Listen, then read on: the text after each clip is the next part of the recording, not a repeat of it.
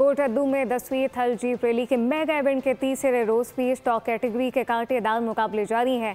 48 racer 190 kilometre के दुश्वार गुजार ट्रैक पर गाड़ियां दौड़ाकर अपनी किस्मत आजमाई कर रहे हैं। तफसीलात क्या है, मुबशिर मिर्जा से जानते हैं।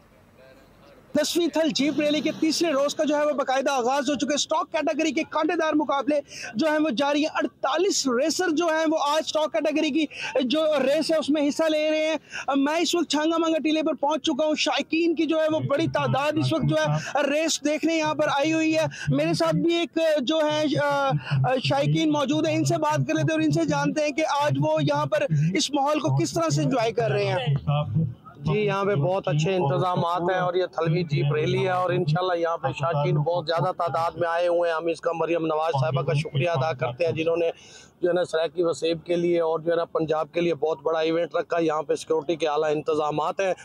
आज बिल्कुल ये एक शायकीन मेरे साथ है, उनका कहना है कि इस तरह के इवेंट जो है वो पंजाब गवर्नमेंट से रिक्वेस्ट करेंगे कि हर दफ़ा यहाँ पे थल में होने चाहिए, जबकि ये 10वीं थल जीप रैली है और इसके तीसरे रोज का जो है वो आगाज हो चुका है। सब्सक्राइब करें और बेल दबाएं ताकि कोई खबर रह न जाए।